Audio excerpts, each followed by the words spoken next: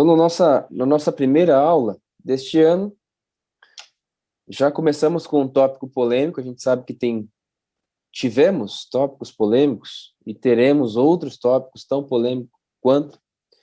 No nosso próximo sábado, a gente vai falar de aborto, mas hoje o nosso tema é sexualidade. Vamos falar da imoralidade do ponto de vista sexual e nos remeter à história, desde a história do Antigo até o Novo Testamento, chegando nos dias atuais, entendendo o que a sociedade antiga e a sociedade atual entende por sexualidade e o que a Bíblia nos coloca sobre sexualidade, deve ser o nosso objetivo, deve ser o nosso foco de entendimento, de interpretação e de vida, né? Então, nosso objetivo hoje é refletir sobre o conceito de sexualidade atual em contraste com o padrão bíblico. Por que em contraste? Porque se a gente parar para refletir um pouquinho, a gente já vai saber que tem muita coisa sobre sexualidade atualmente e que não está de acordo com a Bíblia. Nós vamos falar também, ainda dentro desses estudos, né, dos próximos sábados, a gente vai falar, por exemplo, sobre pornografia.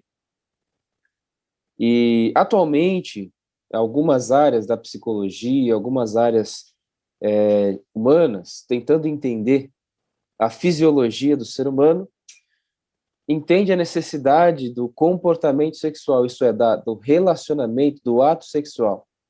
Por exemplo, em homens, onde alguns têm encontrado embasamento científico para a justificação à masturbação.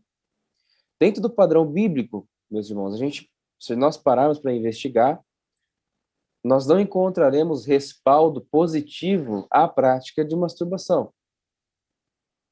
O pastor, por exemplo, Jay Adams, da Teologia do Aconselhamento Bíblico, coloca uma forma de nós utilizarmos um filtro moral, ético e espiritual sobre uma decisão desse tipo. Então, a Bíblia não vai dizer com clareza suficiente para alguns tópicos o que pode e o que não pode. Para alguns casos, nós temos diretrizes gerais que, somadas a outras diretrizes, podemos chegar a algumas conclusões. Então, um exercício fácil, né? Não se escandalizem com o que eu vou falar, mas se você conseguir imaginar Jesus se masturbando, então essa prática pode ser aceita. Né? A partir do momento que isso gera dúvida na nossa mente, no nosso coração, a dúvida em si, quando eu cometo um ato, não tendo certeza se é desagradável a Deus ou não, eu já pequei.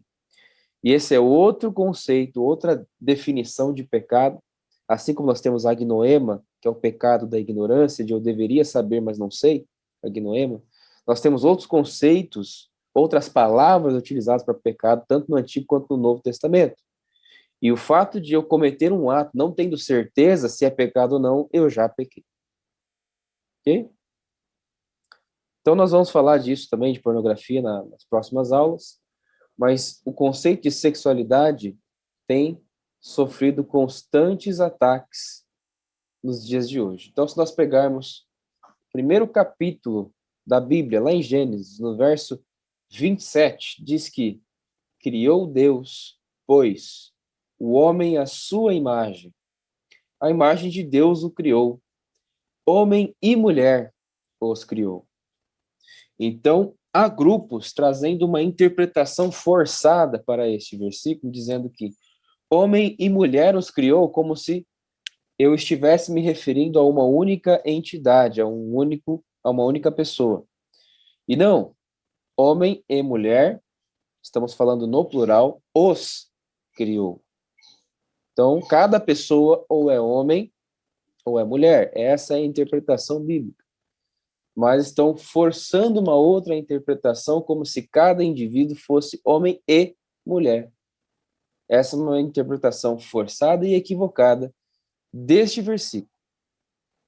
E a partir daí a gente vê que a sexualidade sofre constantes ataques, questionamentos, especialmente no que é estabelecido, né, segundo a palavra de Deus, dentro dos padrões bíblicos.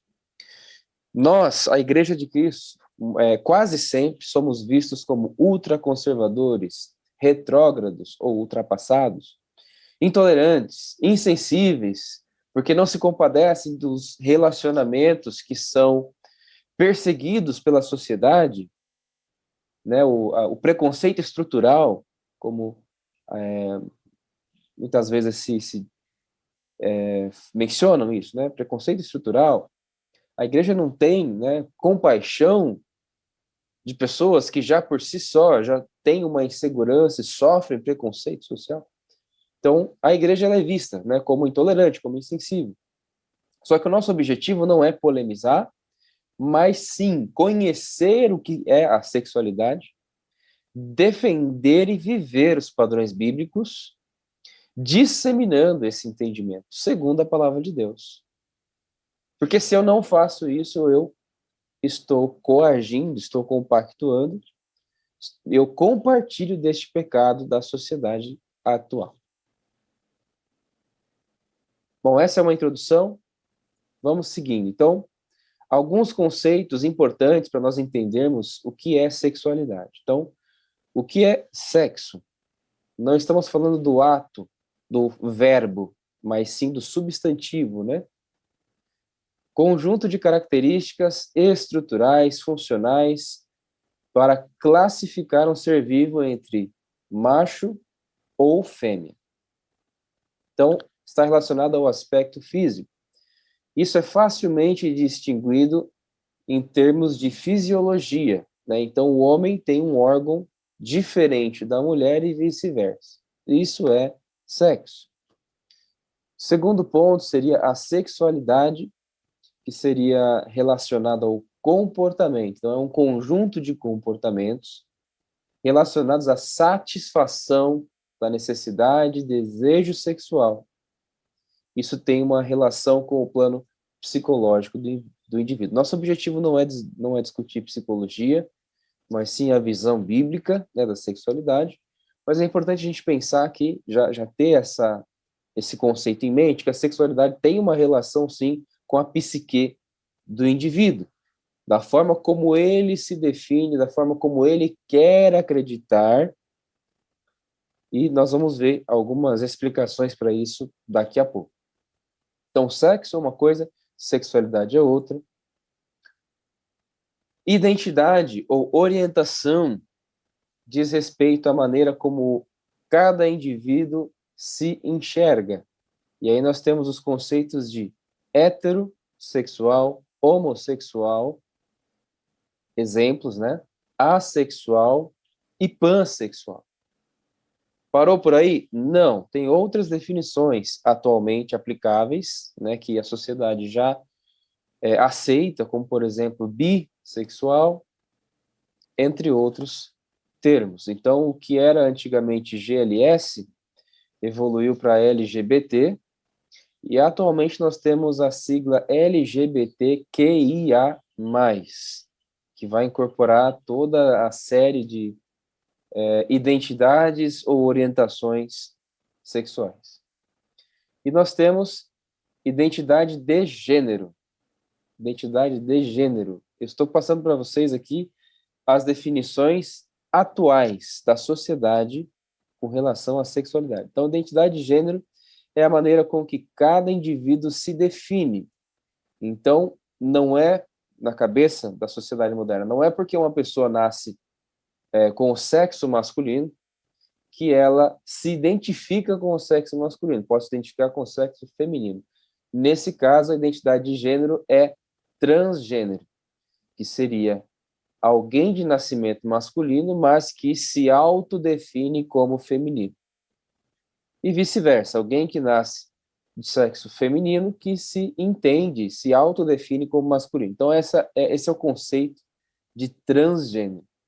E cisgênero é a pessoa que nasce, por exemplo, homem e se identifica como tal. Então, isso é o que é ensinado atualmente no ensino fundamental, no ensino médio, para as crianças da nossa sociedade, do nosso tempo. E pregam que trata-se de uma opção, que você escolhe, né, como você vai se definir. Então, há uma liberdade de entendimento sobre o conceito de sexualidade, e isso dentro dos padrões bíblicos, é um risco, né? Oferece um perigo à questão da santidade, a questão da obediência, a questão dos padrões, da vida segundo a criação tal qual deveria ser. Então, até aqui, vimos 4 definições importantes para nós entendermos o conceito de sexualidade segundo a visão moderna, para isso também nos dar argumentos bíblicos sobre como lidar com essa situação. Do ponto de vista da antiguidade, o que se tinha? Então, nós temos alguns exemplos históricos. Tem uma pergunta: cis quer dizer o quê? Cisgênero é, por exemplo, o sexo masculino que se identifica sendo masculino. O inverso disso seria trans. Então, tem o cis ou trans, basicamente. Há uma nova categoria que é o não binário, nos dias de hoje. Até esqueci de mencionar isso. Não binário, ele não se identifica como homem ou como mulher, mas como os dois, propriamente dito. Então, você se refere a essa pessoa no plural. Então, alguns artistas de escala internacional, como cantores, por exemplo, já estão se definindo como não binários, e aí, ao mencionar, não é a pessoa, são as pessoas. Se seria o hétero, podemos dizer assim, mas aí nós estamos falando de identidade, não de orientação, da identidade de gênero, não de identidade sexual. Então, mas sim, se seria o convencional. Quando nós olhamos para a história, nós temos o conceito de sexualidade já desde muito antes do nosso tempo, como algo que já era sofrido ataques, modificações, sugestões para que houvesse uma liberdade. Desde sempre, vamos ser claros, desde o Jardim do Éden, o homem, na figura, quando eu digo homem, tanto faz, o homem, a mulher, a criação, busca ter autonomia de Deus. Então, quando a serpente chega para ela e fala assim, você será como Deus, entenderá o bem e o mal, a proposta de autonomia nasce, e até hoje nós somos tentados a buscar autonomia, agir sem a confirmação de Deus, agir sem o tempo de Deus. Não, tem que fazer, tem que proceder, tem que acontecer, tem que aproveitar a oportunidade, tem que aproveitar. Isso é a autonomia que levou ao pecado da queda, né? Esse desejo por autonomia. Então nós somos dependentes de Deus, nós precisamos aceitar isso. E o conceito da sexualidade, ele vem evoluindo exatamente pela liberdade, pelo nível de autonomia nas decisões, pelo afastamento de Deus que as pessoas querem. As pessoas querem ter essa liberdade, querem ter essa autonomia, então vem essas evoluções tudo de novo. Então não há como falar de imoralidade sexual, por exemplo, sem se referir às cidades de Sodoma e Gomorra, lá no capítulo 19 de Gênesis, por exemplo. Essas são as 2 cidades mais conhecidas até hoje, nos nossos tempos. Esse nome, né, sodomia, vem daí, né, desse período, daquela região, das práticas que aconteciam ali. Então, ali tinha muita homossexualidade, muito homossexualismo era praticado ali naquela região, naquela época.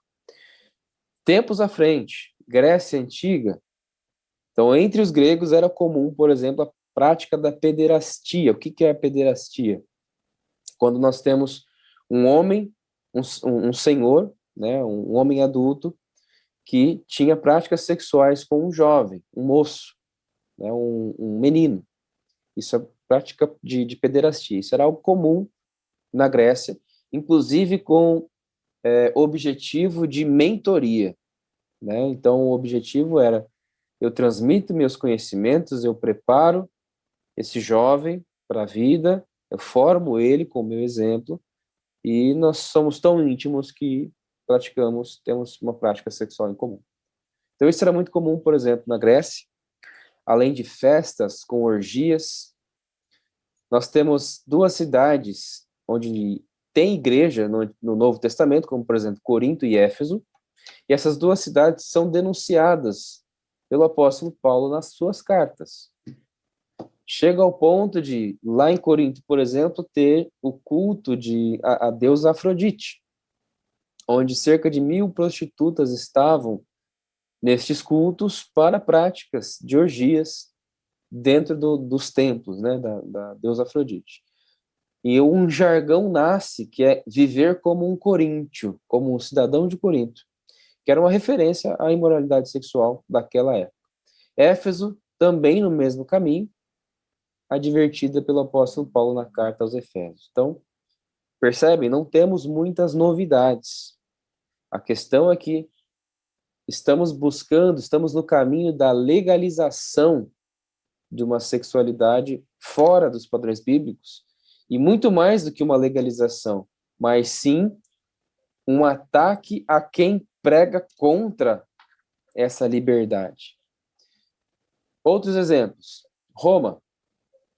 Entre os romanos, tá Ramos aí, né? Entre os romanos, prática sexual livre, prostituição era legalizada, pública e generalizada, reconhecido como uma profissão de baixo reconhecimento, baixo status social, mas legalizado. Considerado natural e normal que homens adultos tivessem atração por jovens de ambos os sexos. E Paulo adverte lá no primeiro capítulo da carta aos Romanos, então tem um texto dedicado, onde ele fala que até mesmo os homens se inflamaram entre si, né, tendo relações. Então, nós temos vários exemplos bíblicos.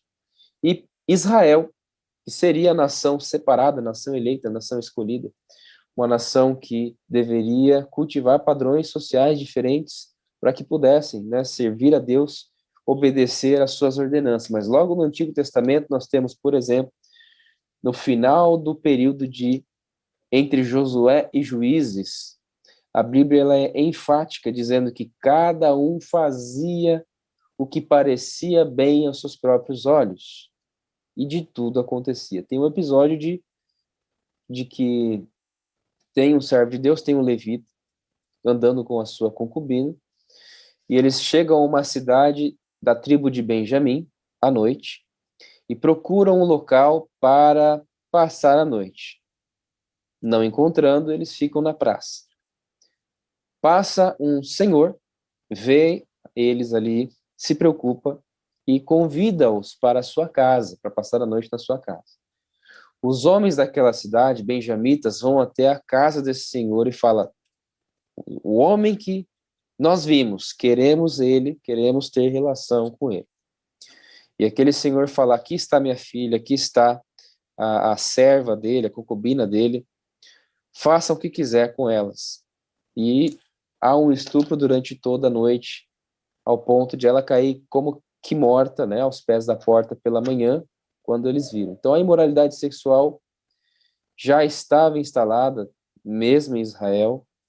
No tempo do Novo Testamento, nós temos várias prostitutas, do ponto de vista que algumas receberam até visitas de Jesus, receberam misericórdia de Jesus, temos exemplos bíblicos para isso. Mas, enfim, então a imoralidade sexual, ela sempre esteve presente. Em comentários aqui, Romanos também. Para os gregos e romanos, mulheres era para reproduzir e os homens eram para o prazer. Então, há esse conceito também, que o professor Felipe está colocando aqui no chat. Então, mulher era reprodução, né, e a recreação e o prazer era entre homens. Então, houve um período, né, que essa visão também foi aceita, pregada, enfim. Sexualidade atualmente. Então, como nós já introduzimos aqui, já falamos, ataques ao padrão bíblico o tempo todo. Atualmente, alguns ataques que estão muito claros no dia a dia. Então, sexo predominantemente como fonte de prazer e recreação, não mais pensando em reprodução. Então, use preservativo, preserva doenças, evita filhos indesejados, entre outras campanhas. Mídia apelativa com exibição de conteúdos sexuais inesperados. De repente, você está assistindo um filme, alguma coisa, e você é surpreendido com uma cena de sexualidade desenfreada que você nem sequer imaginou que pudesse acontecer. Então,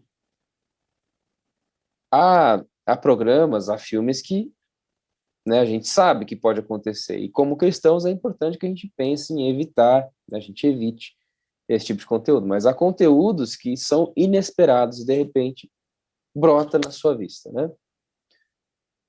Livre compreensão de sexualidade. Então, eu me defino como eu quero, eu entendo o que eu quero. Ausência de certo e errado. A gente já discutiu a respeito disso, né? A falta de verdades absolutas. Então, a ausência do que é certo, a ausência do que é errado. Cada um segue a sua própria vontade, acreditando naquilo que essa é a melhor forma que, para mim, dar certo. Então, esses são alguns dos exemplos dos ataques que se há atualmente no padrão bíblico de sexualidade. Mas o que a Bíblia diz a respeito disso? Então, como a Bíblia define, como a Bíblia explica, como a Bíblia nos diz que a gente deve se comportar. Então, a primeira coisa a entender é que a Bíblia é o nosso manual de instruções. Como criação, devemos buscar do Criador, né, a forma correta de agir, a forma correta de pensar. Então, é esperado que na Bíblia a gente vá buscar respostas para tudo na nossa vida, incluindo situações como essa. Então, primeira coisa, Deus fez cada ser humano com seu sexo definido. Então, essa história de que de transgênero, isso é colocar em questionamento uma definição que não deveria, né, ser questionada. O sexo está definido. Na sequência, a gente vai falar dessa questão a questão psicológica, ok? Então, primeira questão que deve estar clara. Macho ou fêmea? Essa é a criação de Deus, como nós vimos, inclusive, no versículo introdutório de Gênesis capítulo 1, verso 27. Segunda verdade bíblica, Deus classifica como abominável qualquer prática sexual fora do padrão bíblico estabelecido.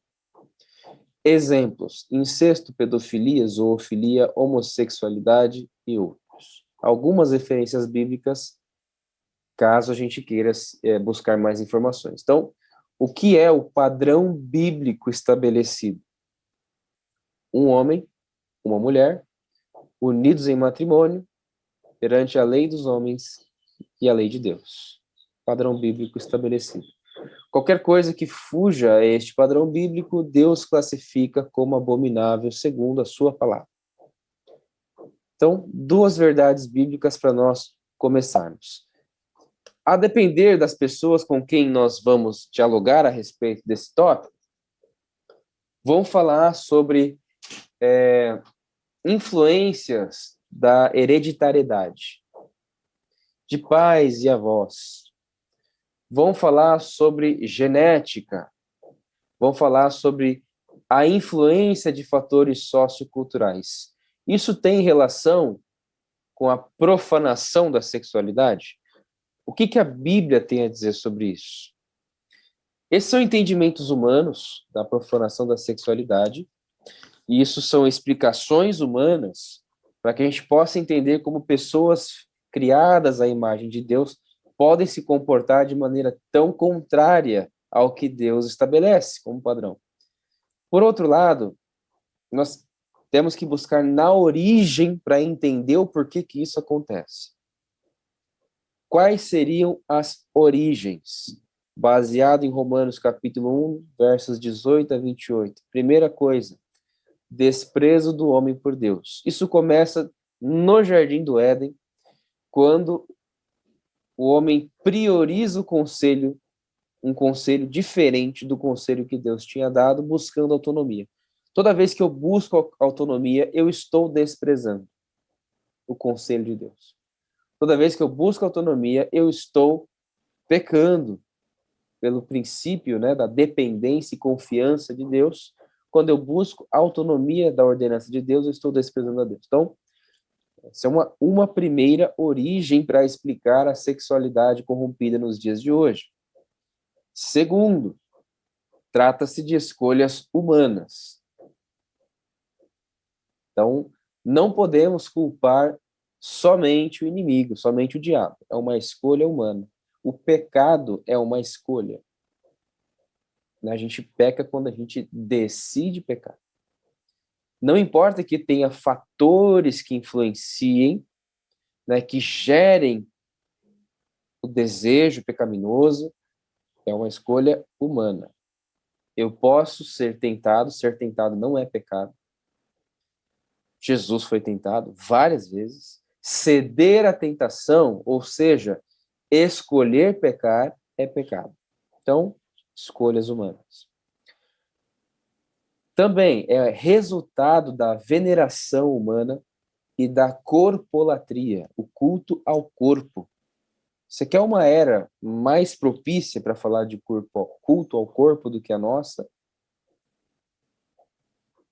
Então, atualmente, tem pessoas que vivem do seu corpo, né? Vivem do próprio corpo, fazendo propaganda e tudo mais.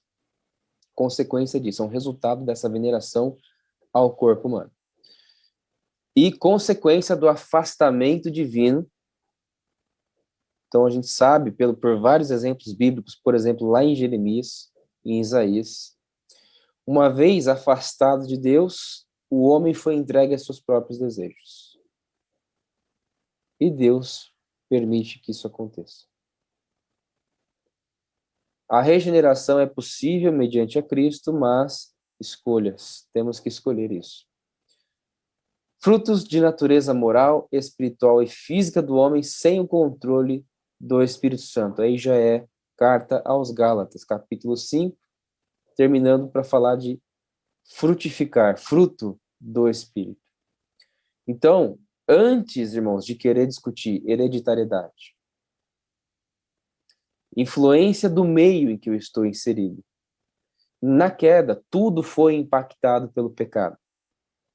Então, é natural que sim, haja, né, tentação, que haja influência psicológica, mas tudo isso é uma consequência de outras condições primárias, começando pelo desprezo de Deus, culto ao corpo, escolha humana, afastamento de Deus e corrupção de uma natureza moral, espiritual e física que não tem o controle do Espírito Santo, ok? Então, mais importante do que discutir as teorias do desenvolvimento humano, querendo explicar o porquê que a gente age como a gente age, como servos de Deus que crê que a palavra de Deus é para nós conhecimento inquestionável e incontestável, precisamos levar todos esses aspectos em consideração.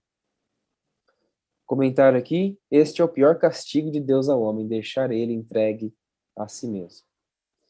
Com certeza. Então, esse castigo é o pior, né? Nós ficamos sem orientação. Nós já falamos disso em outros encontros e outras aulas, mas o ser humano depende de conselho, depende de orientação. É por isso que crianças frequentam escolas, né? Dependemos de conselho. E o melhor conselho vem de Deus. Outras verdades que a Bíblia diz para nós: Deus não fez os homens para uma vida sexual promíscua. Várias referências aí, a gente nem vai se dar o trabalho de comentar a respeito disso. Em busca da santidade. Então, nascemos novamente, fomos santificados no novo nascimento. Então, somos santificados todos os dias e continuamos buscando a santificação. Esse é o nosso objetivo. Deus não fez os homens para uma vida sexual promíscua. Deus não quer que homens e mulheres tenham igual aparência, nem se vistam indecentemente. Esse é outro ponto muito importante sobre vestimenta, sobre comportamento, sobre a maneira como eu me porto, socialmente falando. Então, homem é de um jeito, mulher é de outro, inclusive questões de cores, panos, vestimentas, costumes. Então, a depender de quem você for falar a respeito disso, vai falar, mas e os escoceses que usavam, né, as saias e tudo mais? Era uma saia específica masculina, para um propósito definido, e tem aspectos socioculturais que a gente deve considerar. A questão aqui é, perde ou não o senso de masculino? Então, esse deve ser o meu questionamento nessa decisão, porque Deus não quer que homens e mulheres sejam iguais. Somente casados que se tornem uma só carne, com suas diferenças, né? Mas que busquem esse entendimento. E a impureza e a distorção podem e devem ser tratadas. Esse é outro ponto, inclusive dentro do nosso meio, dentro da casa de Deus, no mundo cristão, onde há igrejas que já têm um ministério para cuidar, por exemplo, de homossexuais. O que é muito bom, desde que esse cuidado tenha compreensão bíblica. Qual é a compreensão bíblica nesse caso? De que é pecado, né? E de que é um pecado possível de ser vencido. Assim como todo e qualquer pecado foi vencido lá na cruz. Embora existam ameaças, por exemplo, a profissionais de psicologia, conselheiros, quando propõem tratamento para determinados comportamentos, o que é o correto, nenhum pecado deve ser ignorado ou aceito como não tratável. Todos são tratáveis. Todos matam espiritualmente, trazem consequências e em Jesus podem ser superados. Qualquer pecado em Jesus pode ser superado. Sozinho a gente não supera. Em Jesus já foram superados e com ele todo pecado é possível ser superado. Pode falar, professor. Fê, é bem importante isso que você está falando, porque quando a gente pensa como cristãos em procurar uma ajuda profissional, a gente precisa priorizar um profissional cristão. Porque para um cara que não é cristão, o desejo sexual, seja por outro sexo, enfim, ele não acha que isso é pecado. Pelo contrário, ele vai te incentivar a buscar se libertar dessas amarras e buscar o prazer, buscar